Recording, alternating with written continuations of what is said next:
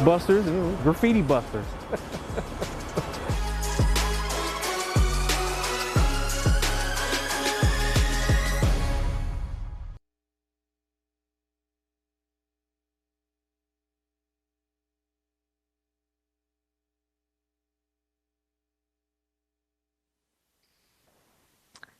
Good afternoon. Welcome to the policy session on 2/22/22 for the Phoenix City Council. We're pleased to join everyone. I'd like to call this meeting to order and ask the clerk to call the roll. Councilwoman Ansari. Here. Councilman DeCiccio. Councilmember Garcia. Councilwoman Guardado. Here. Councilwoman O'Brien. Here. Councilwoman Stark. Councilman Waring. Here. Vice Mayor Pastor. Here. Mayor Gallego. Thank you so much for joining us for today's policy session, which will primarily be focused on our budget. We'll begin with council information and follow-up requests. Vice Mayor. Thank you, Mayor.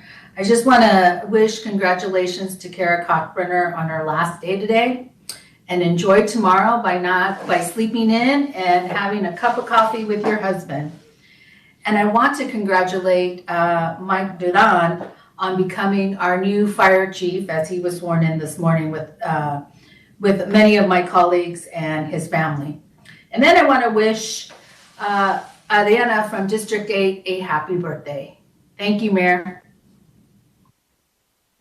Thank you. Councilwoman Ansari. Thank you, Mayor. First and foremost, I also wanted to join Vice Mayor Pastor in congratulating our new Phoenix Fire Chief, Mike Durant. This is a new era for Phoenix, our firefighters, and I'm very much looking forward to working with him to serve District 7. I also wanted to give a few updates on some things we've been up to in District 7 over the past couple of weeks and what's coming up. This last Saturday, we held a community conversation at Tres Leches Cafe with city staff, District 8, neighbors, and nonprofits that are dedicated to serving our unsheltered community. They do this work all year round, but especially during the summer months. Our city is working currently on a new and improved heat response plan, and many departments are part of this effort. But I am especially excited to work with David Hongela and Scott Hall in order to save lives this summer. We discussed everything from trash and proposals for new recycling pilot programs to how helpful our free transit passes have been and how we can coordinate registered cooling partners this upcoming season. It was a very productive conversation with those who have boots on the ground and city staff to better understand some blind spots on both sides and better coordinating on working together to ensure that we can serve both our unsheltered neighbors and the community surrounding the Human Services campus and throughout the city. Today, I had the honor of attending a roundtable with the Honorable U.S. Secretary of Interior, Deb Haaland, Mayor Gallego, city staff, and regional partners to discuss the future of our Rio Salado. With incoming federal infrastructure funds, light rail, this project is set to transform South Phoenix and, more importantly, ensure equitable access to open spaces. And this Friday, my team and I will be going back to the Rio as part of our district's infrastructure tour with Deputy City Manager Mario Paniagua and community leaders because we see it as one of the top priority areas in our district for the funding from the bipartisan infrastructure bill. This weekend, you'll be able to find my team at the 70th Annual Levine Barbecue at Cesar Chavez Park. I have bad news. Unfortunately, there's no milking contest this year. I understand my predecessor took part in that. I will not be able to, but you will have the opportunity to get free rapid COVID-19 tests from my office and provide your feedback on our roadway safety action plan. And the deadline for that is February 28th. And finally, I just wanted to invite everyone to save the date for the first ever Nowruz, which is Persian New Year at Phoenix City Hall, which I'm hosting. Outside the Orpheum Theater on Friday, March 18th from 5:30 to 8:30 p.m. Nowruz is a celebration of the spring equinox. It's celebrated by over 300 million people around the world, from Iran to Afghanistan to Central Asia. And as many folks know, Phoenix is actually home to one of the largest populations of newly arrived Afghan refugees in the United States who had to evacuate following the U.S. leaving the country back in the fall. So we're very excited to be hosting this free, family-friendly event to not only welcome spring, but also welcome these newly arrived Americans to Phoenix. So I hope to see you there, and we'll have information available on our social media channels at District 7 PHX and our website very soon. Thanks so much. Thank you. Councilwoman Guardado. Thank you, Mayor. First off, just continuing on what Vice Mayor Pastor and Councilwoman Ansari were saying, I also want to congratulate our new Fire Chief, Mike Duran, for his swearing in today. I was honored to be there today with everyone, with my colleagues, and with the whole Phoenix team. And my office and I are incredibly excited to work with our new chief. It's a new era of a lot of great new people and new positions, and looking forward to all the exciting things that we're going to be getting done in the city of Phoenix. And then also on March 4th, our office is joining the Villa de Paz Skating Arizona Involved in Neighborhoods Skating event from 5:30 p.m. to 8 p.m. It will be at the Villa de Paz Elementary School at 4940 North 103rd Avenue. There will be a bounce house, food trucks, community resources. Our fire department we'll have a fire truck. The Phoenix Police Department will take the police popsicle van there as well. I'm super excited to starting to get out in the community again and doing a lot of different meetings. We will also be doing another leader meeting from all of our constituents, all the way from Villa de Paz down to Royal Palms. We're going to be doing that on March 1st to start talking about the budget. We will have our city manager, Jeff Barden, will join us. Our budget director will also be there. So we're super excited to start kicking off and talking about the amazing things that we will be doing with our budget this year. And I know that's a lot of what we're going to be talking about. So we will start that a little bit early with our neighborhood leader, Cindy Five, and super excited to what's coming for our new budget. Thank you, Mayor. Thank you. We'll go to Councilwoman O'Brien and then Councilwoman Stark. Thank you, Mayor. I'd also like to welcome the 31st Fire Chief of Phoenix Fire Department, Mike Duran. It was wonderful to be at the ceremony with my fellow council members, and very excited to work with him on the Public Safety and Justice Subcommittee. Would like to also give a big shout out and thank you to outgoing Chief Kara Kalkbrenner for her many years of service and leadership. Kara was the city's first female fire chief and leaves a legacy to be admired by all firefighters. Also coming up next Monday, my district is having our evening community event at the State 48 in Norterra. Sticking to the legacy of former Councilwoman Williams, each month we host a community meeting. However, we do one in the north at State 48 and then one in the south, alternating months at Metro Center. So this month's guest will be our new Office of Accountability and Transparency Director, Roger Smith. We look forward to having him. On February 26th, there will be an emergency rental relief event at Deer Valley Community Center in the morning. So please come out and find out what is available from our City of Phoenix employees.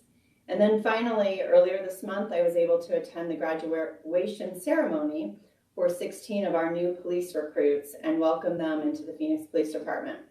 These 16 men and women range in all aspects of age, background, and past lives before coming to Phoenix PD. The age range was 21 to 43, with one having been a professional dancer, another being a college basketball recruit, and a handful of being legacy recruits. So we thank them for their service and ask that they be protected as they start their new careers. Thank you, Mayor. Thank you, Councilwoman. Councilwoman Stark. Thank you, Mayor. This is beginning to sound like a broken record, but I too want to give my congrats to our new fire chief. He follows a great legacy, but I know he is up to the job. He's terrific, and we're lucky to have him. This past Saturday, I had the privilege of walking with Team Phoenix at the Aunt Rita's HIV/AIDS 5K walk. It was held in Tempe.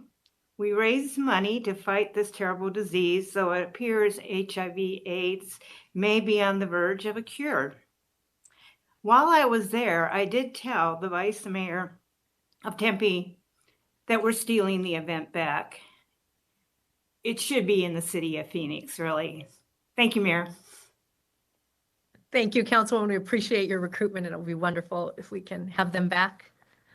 I'll join my colleagues in congratulating Chief Kalkbrenner and welcoming Chief Duran. It is exciting time for Phoenix Fire. And while we are celebrating in the city of Phoenix, I would like to congratulate Councilwoman Deborah Stark, who was awarded a fellowship from the American Institute of Certified Planners. The fellows are nominated and selected by their peers to recognize and honor outstanding contributions as a professional planner. They are longtime members who have excelled in the professional practice and who have contributed significantly to the field of planning and the communities they serve. So Councilwoman Stark and the full class of 2022 will be inducted into the College of Fellows at the National Planning Conference on May 1st. Congratulations, Councilwoman. Thank you, Mayor. Doing us proud. We will next go to our city manager. Thank you, Mayor. Mayor, members of the council, good afternoon, and thank you for giving us the opportunity to present today. Wait for Grant to load up our presentation. As you know, today we're here to present the general fund status and 5-year forecast. Today's presentation will demonstrate your resilience and your leadership over the past 2 years. In fact, over the past 2 years, because of your leadership and direction and the commitment of staff, we've successfully navigated the pandemic like no other city. In fact, 2 years into a global pandemic and the sharpest and shortest economic slowdown in U.S. history, the resiliency of Phoenix has been on full display. And over those 2 years, I just want to point out a couple of things that we have accomplished and that you and the city and the staff should be accommodated and you know, taken to note for. First and foremost, we've made no cuts to programs and services. In fact, many general fund programs were expanded or enhanced as a result of your direction, your leadership, and how we've managed our finances over the past 2 years. We also used our stimulus dollars to provide new programs and innovative services over the past 2 years. We did not cut employees, their compensation, or their staffing levels. In fact, we found ways to offer 2-year labor contracts that included a 9% compensation increase. And finally, I want to add that our local economy has dramatically improved, and we are outperforming the national average on many, many levels.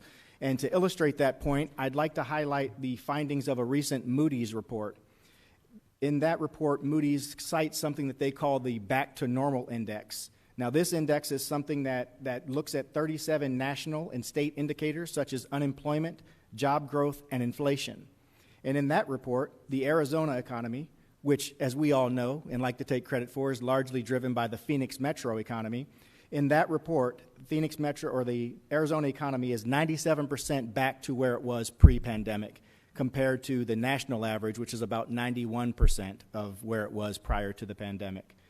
And what I would like to say here is that because of your focus on diversifying the local economy from a construction and real estate-based economy to one that includes science, technology, healthcare, leisure, and financial services, it aided in not only insulating us from the worst of the pandemic, but it has clearly aided in our recovery. Now, this doesn't mean that we can fall asleep at the wheel, but instead it means that we must remain vigilant, as there are a few challenges that we must keep in front of us as we move forward. And Amber will talk about some of those over the next couple of moments, but I'd like to highlight just a few. First, we want to make sure that our budget remains structurally balanced and includes one-time and ongoing resources. Now, you've heard me talk about this many times in the past. We do not like to use one-time resources for ongoing programs. So you will hear Amber talk very clearly about the differentiation between the two of those. And I apologize for my trigger finger today. It seems to be very active on the remote. Also, the fiscal challenges that I alluded to in my last comment, I want to point out some of those for you. First and foremost, we all know that our pension costs have been our Achilles heel over the last decade, and over the next couple of years, we will continue to see pressure from the pension system, specifically our public safety employee retirement system. We also know that as an aging city, we have growing infrastructure and information technology needs that we have to fund and take care of. We also know that to attract and retain the best talent that we like to pride ourselves in, we need to stay competitive with employee compensation. We also need to make sure that we are there for our residents and that we can meet their demands for new programs and new services, and that's where the 5-year forecast comes in extremely handy. So as we look ahead, we also need to be aware that the uncertainty of where our revenues are going and where the economy is going, especially as it pertains to COVID-19 and the impact that it will have in the short term and the longer term. You will also hear Amber talk specifically about how it is extremely difficult for us, even though we like to tout our feather and stick our feather in our cap and say how good we are at revenue forecasting. You'll see how difficult it is to forecast the economy and our revenues, especially when there's an infusion of one-time stimulus dollars being plunged into the economy to the extent that it is. And with that, I'll turn it over to Amber. Thank you, Jeff. Good afternoon, Mayor, Council, members of the community. So today I'm going to be discussing our budget adoption process. I'll talk about our 5-year forecast, its purpose, and provide an overview. I'll discuss the assumptions that went into building the forecast for both general fund revenue as well as our expenditures. I'll then present the forecast results and discuss stress testing. And then we'll wrap it up by talking about next steps as well as our plan to engage the community in development of the 22-23 budget. So our budget adoption process after today with the 5-year forecast and preliminary general fund status. On March 29th, we will come back and present the preliminary trial budget and capital improvement program. Then in April, we'll conduct our virtual community budget hearings from April 2nd to the 14th. In May, we'll provide the city manager's proposed budget on May 3rd and the city budget decision on May 17th. That will be the first vote. That allows us to go into the month of June with our legally required budget adoption steps, with tentative adoption scheduled for June 1st, final budget adoption scheduled for June 15th, and then wrapping it up on July 1st with our property tax levy adoption. So our 5-year forecast overview. We do the 5-year forecast because it's considered to be a financial best practice. The City of Phoenix has received awards from both the GFOA as well as the ICMA for the good work that we do on the budget each year. It provides the City Council with a framework for adopting a balanced budget, as well as to help guide your decision-making to protect the city services the residents have come to expect. We do consult with many economic experts, including the University of Arizona through the Forecasting Project. We also look to see what economists are saying at ASU, as well as the state's Finance Advisory Committee and the Joint Legislative Budget Committee, and projecting our sales tax and income tax revenues. So our 5-year forecast formula, we first have to evaluate what our resources are. We then subtract that from our expenditures to determine what our general fund ending balance will be, whether it's a surplus or a deficit. Our resources include city and state sales tax revenues, state shared revenue, fees and charges, which are revenues generated by all the city departments for the activities and services they provide to the community, interest, transfers and recoveries, and then also our fund balance that carries forward from year to year. We then estimate our expenditures. This is primarily made up of our employee costs, including pension, as well as our contractual expenses, costs for capital equipment and repairs, as well as our budgeted contingency or rainy day fund each year. So when we take our resources less our expenses, we arrive at a surplus or a deficit. If we have a surplus, we could look to add new or expanded programs and services, possibly increase employee compensation. If we have a deficit, we'd look to reduce existing programs and services or potentially add new revenues. We are required by city charter to balance our budget every year. So the first part of our equation in determining our fund balance are general fund revenue. As Jeff mentioned, Phoenix has done very well through the COVID-19 pandemic, but estimating our revenues are incredibly challenging right now. COVID-19 brought on both the sharpest and shortest recession in history, with the fastest growth we've seen in nearly 40 years. According to the state's Finance Advisory Committee, it's believed that there's been a spending of pandemic-accumulated savings over time, as well as significant increases in capital gains caused by the stock market, as well as increases in home values, which has allowed consumers to tap into equity in their homes and spend it on taxable goods. It's also believed there's been a shift in consumer spending from non-taxable services to taxable durable goods. And according to the state's JLBC, There was $78 billion of federal one-time pandemic aid that helped to increase personal income by 8.6% last year. This increased discretionary spending and influenced revenue collections. There's also, as everyone is aware, been a significant increase in inflation as measured by the Consumer Price Index in recent months. That's also impacting our revenue collections. Two variables that we look at when trying to gauge the economy and where we think we're going to go in the future, one is personal income.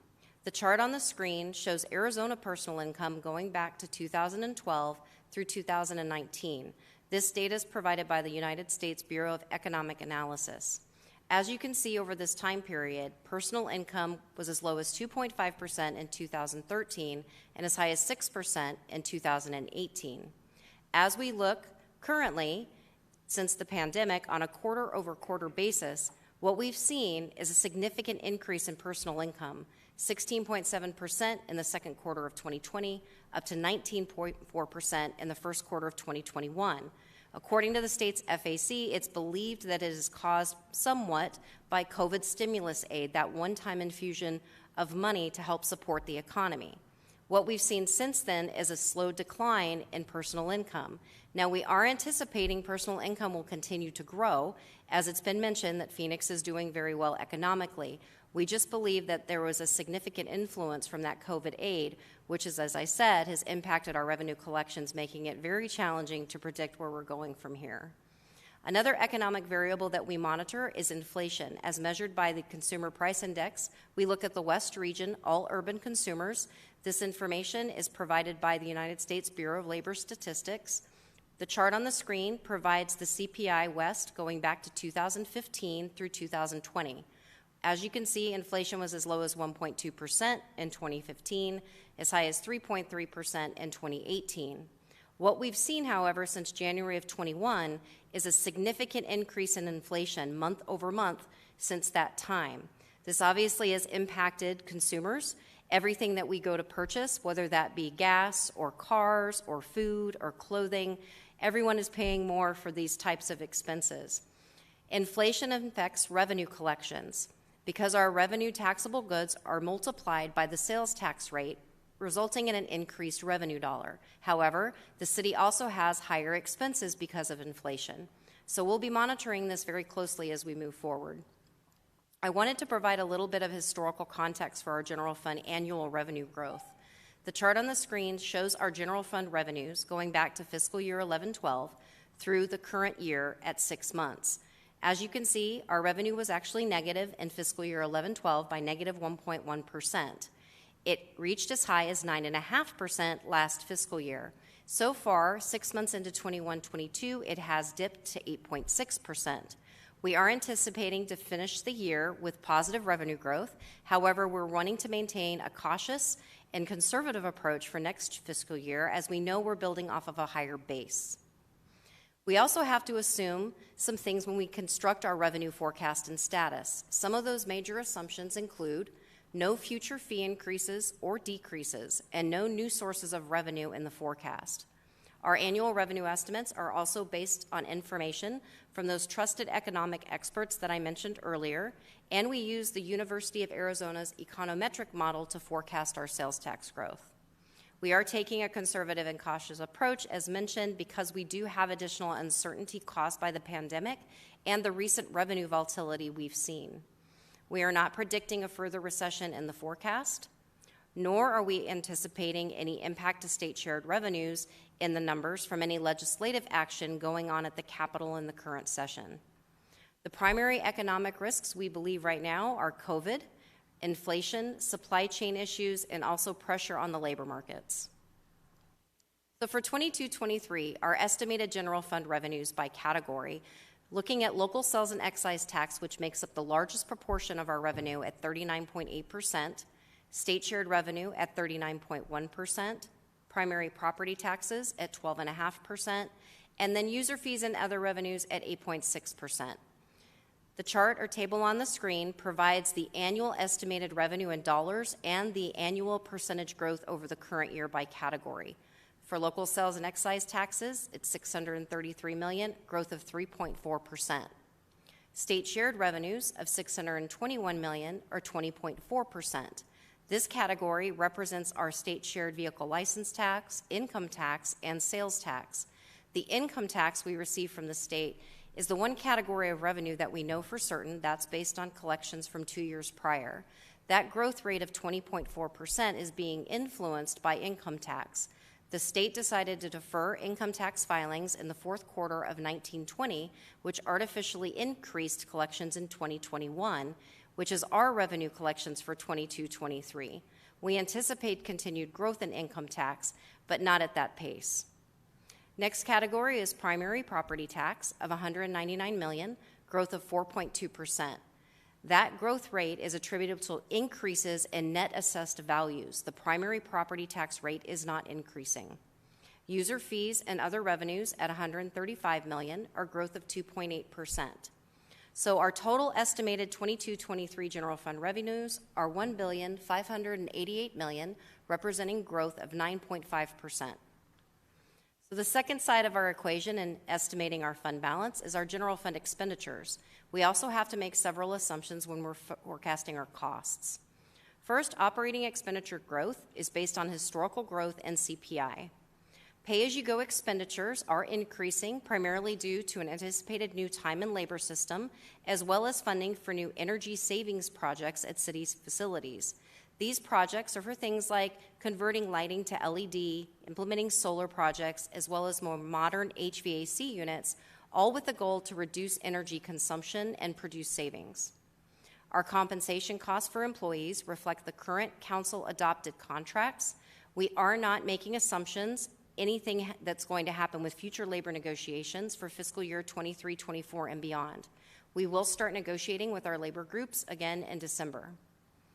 Our contingency fund is anticipated to grow over the forecast horizon from the current target of 4% to 5% of operating expenditures, growing incrementally at 0.25%.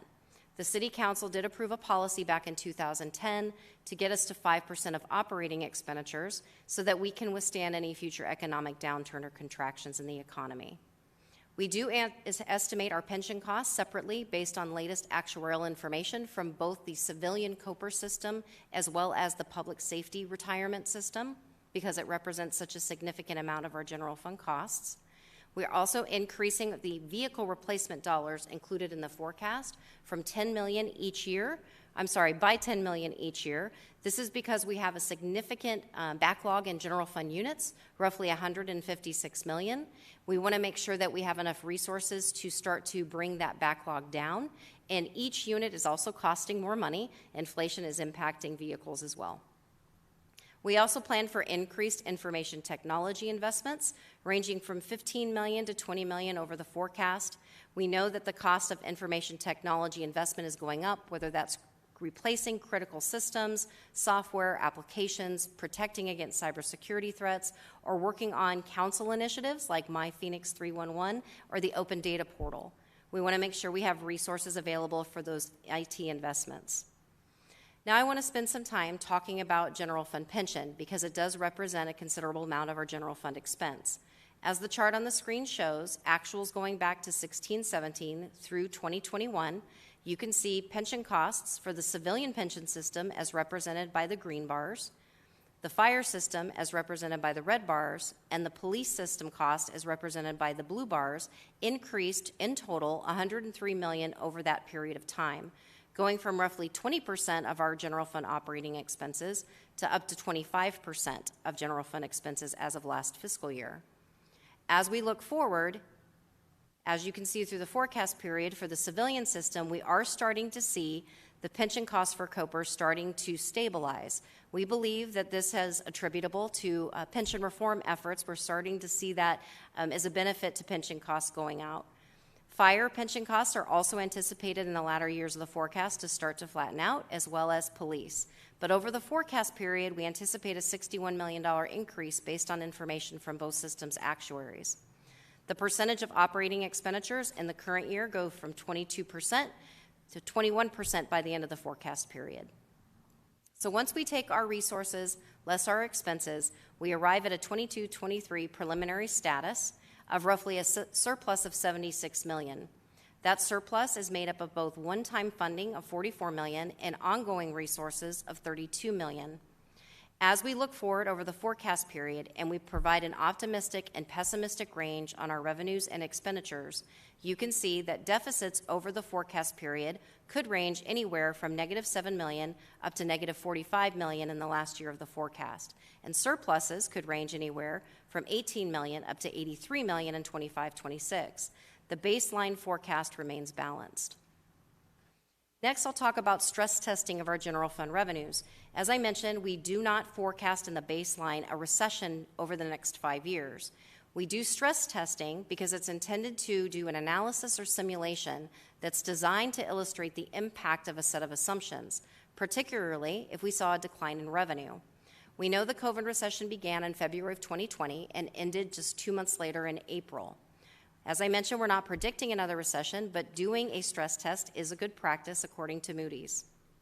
So what we did is we looked at 2 different scenarios: a moderate recession by way of a 1% revenue decline starting in 25-26 for 2 years, and a severe recession, 3% revenue decline in the same period of time in the forecast. All other assumptions are the same as the baseline forecast. So when we model this hypothetical recession, what do we see? We see from our 25-26 and 26-27 ranges, deficits ranging anywhere from -7 to -45, and surpluses of $83 million to $78 million. When we start to put pressure on our revenue with a decline of 1% in collections, we see those deficits grow from -7 to -81 and from -45 to -116. If we further put pressure on revenue, -3% growth over those last 2 years, you can see on the screen we now have deficits ranging anywhere from -21 million up to a high of -139. What this illustrates is the importance of maintaining healthy reserves so that we can protect ourselves from future economic stress and ensure that the budget remains balanced.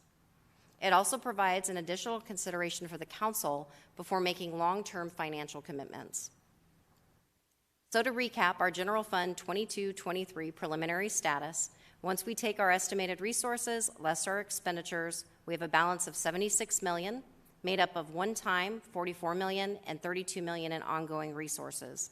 Again, we want to ensure ongoing resources equal ongoing expenditures to keep the budget balanced.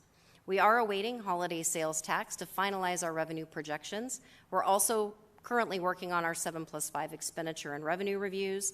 Any changes to the status will be brought back to the council, which brings me to our next steps on March 29th with the proposed trial budget. That includes recommendations for one-time and ongoing additions. We'll also be taking the budget to the community again in April for virtual community budget hearings scheduled for April 2nd through the 14th. We're going to be using the same format as the council meetings. We're going to be providing 2 bilingual hearings as well as Spanish interpretation services at all hearings. We're going to be doing a comprehensive communication plan that will include updates on our website, at the newsroom, as well as many social media posts. We'll be including information in the PAYS newsletter, doing Spanish radio and media advertising, as well as grocery TV ads. I did want to mention that our staff reached out to 20 cities outside of the state of Arizona, as well as 10 local cities, and what we did find is Phoenix is a leader and is doing more than average number of cities that we contacted in terms of the dedicated hearings that we do on the budget. Many cities just provide this information at their regularly scheduled council meetings. We also are doing more in terms of providing Spanish interpretation services. We want to make sure that our hearings and our budget process is very open and inclusive as well as transparent. That is why we provide a lot of information on our website at Phoenix.gov/budget. Our website includes information about the hearings, when they're scheduled, how to participate or provide comment. It also gives access to our Fund Phoenix interactive budget tool. The tool will be uploaded with the proposed trial budget additions by April 1st so that residents can give their opinions on what they would like to see in the budget. Any information that's collected from our residents, whether that's by contacting the Budget and Research Department directly, through our community budget hearings, or through the Fund Phoenix tool, will be provided to the council regularly in general information packets so that you may take it into consideration in making your budget decisions. And with that, I'm happy to answer any questions. Thank you so much, Appreciate the update. We will go first to Councilman Jim Waring. Thank you, Mayor. I appreciate that. Thank you for the excellent presentation. You guys always do a great job with that. And would it be fair if I were a citizen watching at home to say this is a better report than I would ever have a right to expect, because that's the way I'm sort of interpreting it, you know, looking at the world like if we could have looked into a crystal ball 2 years later from where we were 2 years ago at the start of the pandemic. Councilman Waring, Mayor, members of the council, that's a correct statement. I think as our city manager indicated at the beginning of the presentation, Phoenix has just done remarkably well through the pandemic. I think it demonstrates two things: that the COVID aid did what it was intended to do to help prevent a prolonged and protracted recession. But I think what it also highlights is Phoenix, our fundamentals economically are just a lot stronger than they were 20 years ago. We're no longer reliant on construction, for example. We have an incredibly diverse business community. We have companies coming here bringing higher wage paying jobs. We have net migration going up. We've got wages rising. It's all good news for the city of Phoenix. So I think the outlook is positive. We just, as always, want to make sure that we're not overcommitting our resources and that we're obviously spending our money wisely to ensure that we can keep the budget balanced. But you're accurate, Councilman. I think that this is very good news considering the position that other cities are in and given the pandemic. Well, thank you, Amber. I guess I would say you hit on it there in the second thing you said about we're much more resilient than we were not just almost 20 years ago when the Great Recession started, but really the history of Phoenix/Arizona, because you're right, the state does tend to track how the Phoenix economy is doing. We had these real steep drop-offs and then big run-ups and steep drop-offs. And this time we seem to be able to weather, you know, a pretty serious storm a lot better. So that is very encouraging. However, the downside is, you're right, we can't get overconfident. And one thing I would, and I've learned through hard experience, you know, the stress test that you put, you know, you kind of put the budget through is not indicative of the badness that could actually happen, which we saw in the Great Recession. That was, you know, a trough and long-standing, and economists kept saying, this has got to be the bottom, and then it wasn't the bottom. So, you know, we can't get too overconfident or complacent. There's always still work to do. And you also make the point about, you know, the surplus and so forth, the difference between one-time money and ongoing expenses. That's a big difference. Those are two really much different things. And so we can't go spending money willy-nilly. To that end, I guess I would just implore us, you know, the major problem that we face right now is police hiring and retention. And if we have extra funds available, we should look to that issue first and how that money could be deployed to address that specific problem. If we don't find a way to address it, and it's not going to be easy, and I'm not saying I have all the answers on how to get younger people to want to join our police force. I think a better question is how do we keep the officers that we have now from leaving. But if there's a financial way that could be impacted, we should try to use whatever tools we have in the toolbox. We start spending money on other stuff or new programs or whatever, and we don't address that, we're going to look foolish as time goes on. So, but I do appreciate, Jeff and Amber, your work on this. I think we've come a long way in my years on the council in our predictive abilities and ability. It's not perfect. As I said, you know, there could be some looming disaster we're unaware of. But overall, the last few years have been basically spot on, amazing accuracy, because it's not easy to do what you do in terms of trying to predict like where we're going to be a year, 2 years, 5 years from now. So I appreciate that, and thank you for your time. Mayor? Thank you, Councilman Waring, and thank you for your work on making sure we had more resources for economic analysis. Councilman DeCiccio. Thank you, Mayor, and I'll be really quick, too. One, I do want to thank the staff, and you could just tell Jeff had some hand in this budget. He's like the team that we have here is rock star quality. I mean, to be able to get as close to the budget numbers that we do every single year, year after year, just to basically follow up on what Jim said, You know, it's amazing. You just don't see that anywhere. And so many kudos to the entire team that put this budget together. I'm sure it's going to be accurate. In where we should spend the money, I know there's a temptation to want to spend money on social programs and those types of things. There's always that temptation. So I'll give you at least two areas that I would like to see us put it. And each of those are to address, one, the major problem we have in the city of Phoenix, and that's the rising crime rate. And two, the lack of police officers. We were around 3,400 in 2008 police officers with a lot less population. And then today we're right around 2,700. So we're 700 less than we were at our high point, and we're still about 1,000 officers less of where we should be as a city, according to even some of the reports we had from the police department. And that's not going to get any better. We're losing approximately 20 to 25 officers a month through retirements and attrition. That's 100 every 4 months. I believe once we hit 2,500, we are at a critical zone. Others may think it might be less, but critical to the point we're not, right now our police response times have gone from, for priority one calls, that means someone's with a gun breaking down your door, from 5 minutes to 7 minutes. Now, 7 minutes may not seem like a long time. It is. When someone is in a crisis situation, 7 minutes is forever. Matter of fact, 5 minutes is forever. That's how fast you have to respond when something as bad is happening to you or your family. So anything we can do to help retain the police officers we have got to do something more than we're doing today. It has to happen. Money is going toward the retention. It's critical. Money is to hire more, as a type of bonus, one-time bonus, is critical. We have got to do this. If we don't, we will have created this problem as a city. We will have done this because we didn't address it with a thorough plan. The second area is looking at it as an investment by putting money to pay down our pension debt.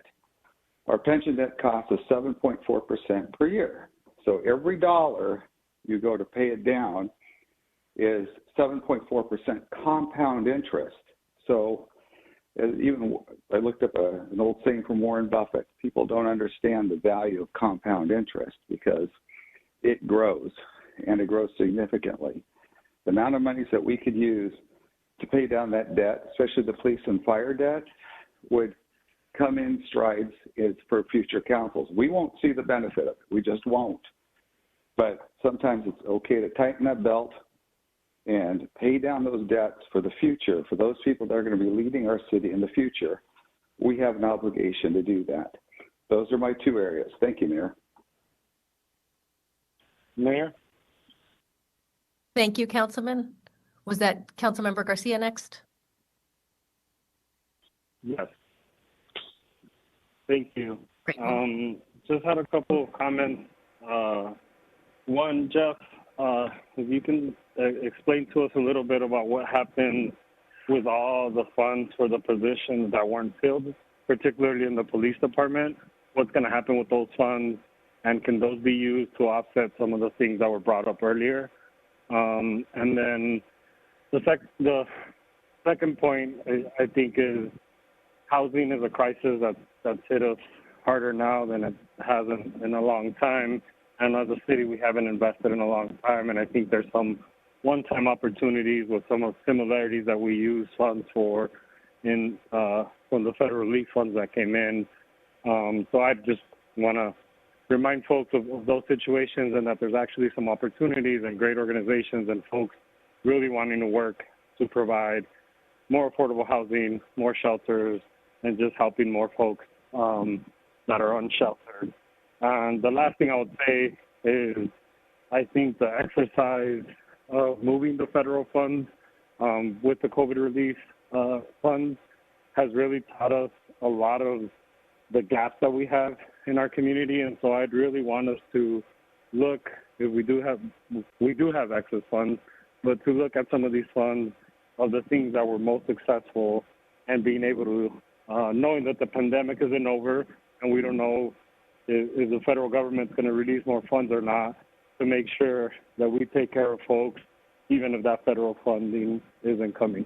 Thank you, Mayor. Mayor, members of the council, to answer the one question that Councilman Garcia asked relative to the police positions, we are currently using those funds to offer the vacant positions in the police department, the savings that come from those funds. We're using those to incentivize on the front end officers coming into the department, but we are also then using those vacant positions, the funding that accumulates from those positions, to pay for our retention bonuses. We are also using those funds to get the police department and the officers many of the other items that they needed over and above their existing budget.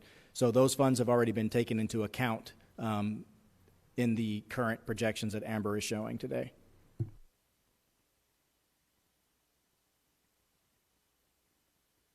Thank you. We'll go to Councilwoman Ansari. Thank you, Mayor, and thank you to Jeff and Amber and everyone for the presentation. I just wanted to better understand for myself the piece that you discussed, the forecast of a potential moderate recession versus severe recession. Can you elaborate a bit more, I guess, on what sorts of events can cause those things? And honestly, top of mind, I'm just curious to learn how this is done because, right now we have on the international, side of things, we have Russia invading Ukraine and potential geopolitical crises. So I'm wondering how the city goes about accounting for unanticipated wars or crises or conflict that could have an impact on the U.S. economy. And also, I guess, where that would stand. Would you see that as a moderate recession, severe, or is it in some other category? Thank you. Councilwoman Ansari, Mayor, members of the council, that's a very good question. It's very difficult to model a recession and exactly what kind of impact or duration or severity it might have. I can tell you, going back to the Great Recession, which was considered to be the worst recession since the Great Depression, that we saw negative growth rates up to negative 12%. That was significant. So going forward, that's why we do the stress testing, is to model if we did see a recession, and we have no real way to know the direct impact to revenue growth. But obviously, there was the housing crisis, certain geopolitical concerns could obviously make the economy more unstable. That's why we're going to follow those things very closely. But just to answer your question, I can't really say specifically what a recession, how long it would last, or what impact it could have to revenue. It's just a simulation that we do to show that if we had revenue declines of negative 1% for 2 years, or negative 3%, what that could do to our ending fund balance. Every 1% of revenue is about $15 million. So if we saw a negative 10% growth, you'd be looking at roughly $150 million loss in revenue, to put it in perspective.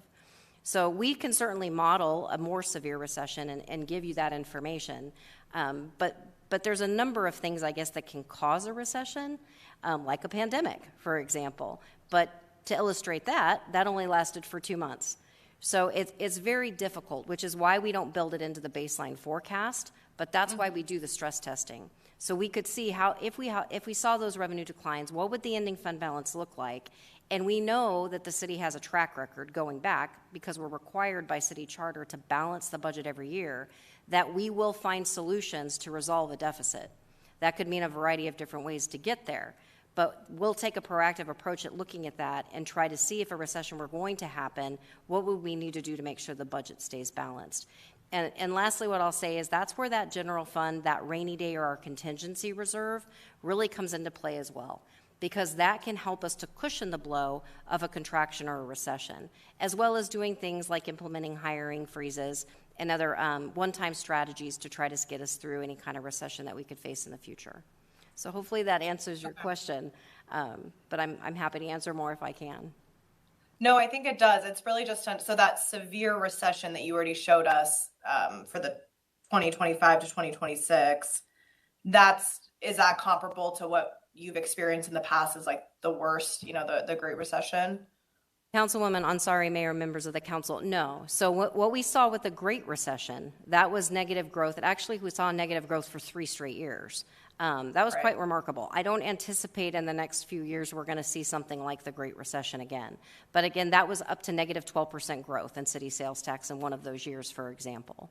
So what you've modeled for is what is the worst case scenario in the next couple of years? What we modeled with the stress test is the negative 3% would be a severe recession in the last 2 years of the forecast horizon. Okay. And Councilwoman Ansari, what I would like to add, I think Amber answered that question very, very well and very thoroughly, but what I would add is lessons learned. And so we did not used to do stress testing. This was something that we did as a lesson learned coming out of the Great Recession. And it was also an exercise for us to show the importance of, as Amber said, to have and maintain healthy fund balances and to have healthy reserves. It's also an opportunity for us to illustrate how, again, like in our own personal lives, you don't spend every dollar that you make. Sometimes it's always good to put something up for that rainy day, and that's what these stress tests allow us to do. As Amber also said, it would be not a best practice if we tried to model the recession inside of the baseline forecast, because we'd be wrong. We wouldn't know how severe, we wouldn't know which sectors of the economy get hit, which ones don't. No two recessions are alike. They're all different, and they all react differently, they all recover differently, and they all hit us differently. We simply do this as something that we learned as, again, coming out of the Great Recessions, as a mean to show you and to illustrate Phoenix's resolve and our ability to be resilient through a downturn. But it's also, it's that opportunity for us to show you and to show our community that we're being thoughtful and that we are being good stewards of the community's resources. Great. No, I very much appreciate that. I think that given the latest news of the last couple of days, it's been top of mind, and been reading about, just economists' predictions on where the U.S. economy could go. And I think you make a really good point that hopefully we won't see anything like that in the next, hopefully ever again, but would be good to be cautious, because I think no one predicted a pandemic. So we don't really know what the future has in store for us. But thank you again. I appreciate your responses. Mayor?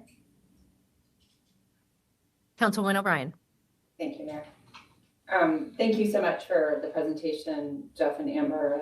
I appreciate all the hard work that goes into this and the conservative approaches and lessons learned added.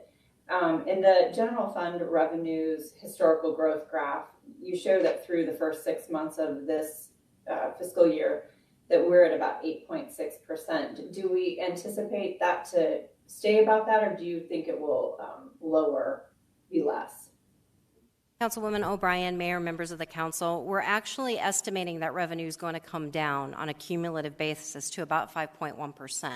And the reason why we're doing that is because in the last quarter of last fiscal year, we saw sales tax, both for city and state, in that fourth quarter really increase in growth rate. So we're anticipating the growth is going to start to slow over the last quarter of this fiscal year.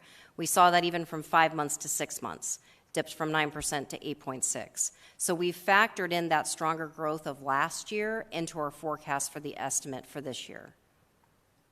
And keep in mind, and also keep in mind that the reason you see some of these elevated growth rates now over the last 12 months is because we're growing over a slower number, or a lower number than where we typically been at that point in the year. Okay, thank you for that reminder, Jeff. One of the assumptions that we look at is no impact to shared revenues from legislative action. Are there any bills that are currently in process over at the Capitol that could impact our revenues, shared revenues? Councilwoman O'Brien, Mayor, members of the council, yes. And I believe in the government relations report that was included in the general information packet last Thursday provides a status on those bills. There's many bills that can impact TPT, which is our sales tax, that could impact property tax, as well as potentially state shared revenues. So we're following those very closely and monitoring that. We provide what the potential fiscal impacts could be. We just didn't build any of those impacts in because we don't know if those bills would become law. If they in fact do, we'll take quick action and update our estimates so that we could factor in any negative impacts into our estimates for next fiscal year. Excellent. Thank you, Amber. And do we have any idea how the marijuana sales tax is going to impact us? Councilwoman O'Brien, Mayor, members of the council, yes, we've been tracking the monthly revenue that comes in from the recreational marijuana. If you recall, the council made the decision to earmark the city retail general fund portion of the marijuana recreational sales tax and the 16% excise tax to public safety pension.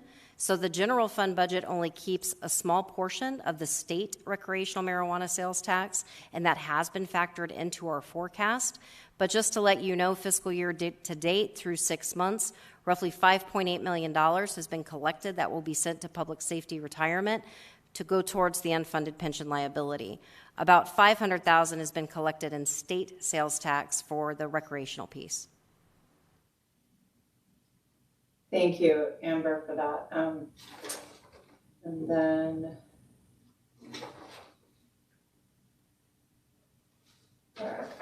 sorry, I had several questions throughout the presentation.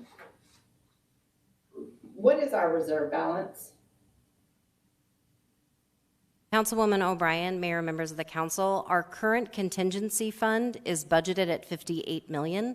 However, our beginning fund balance is considerably higher than that because we have the council-approved transfer from the Coronavirus Relief Fund that's been used to help to pay for the compensation increases as well as the program and services additions. But the budgeted contingency fund is $58 million in the current budget.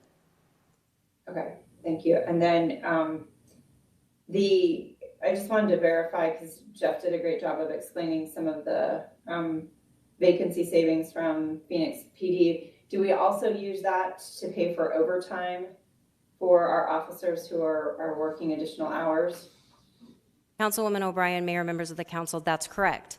So any savings we have from vacancies helps to pay for the overtime costs, as well as Jeff mentioned, is paying for the incentive and the retention bonuses as well.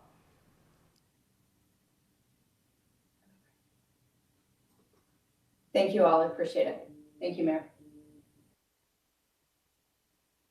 Thank you. Any additional council questions?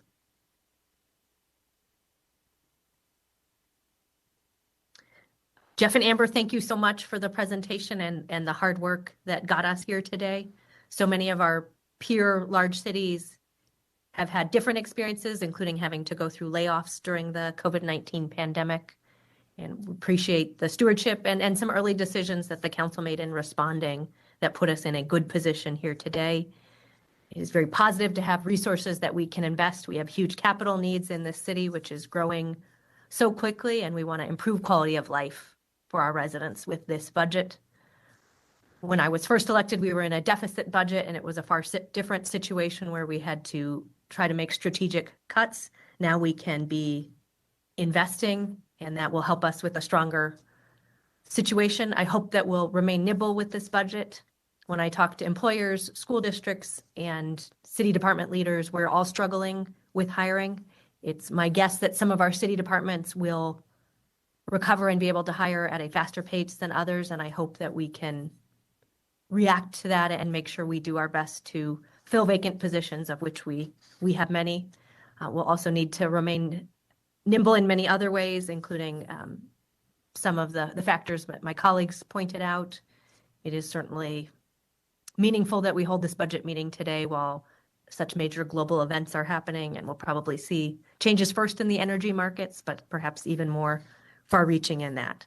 But we have good financial leadership. That's an area we've been excelling, and it will allow us to invest in a better, safer, more fair, more sustainable city. So looking forward to the smart investments we'll be able to make.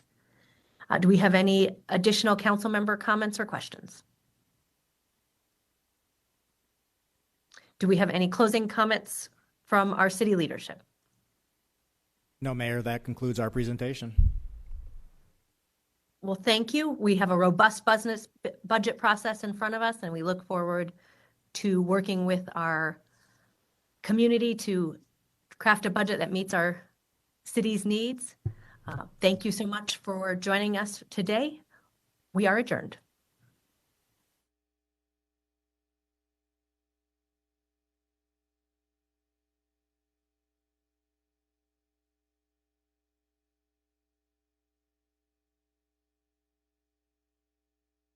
At 6,000.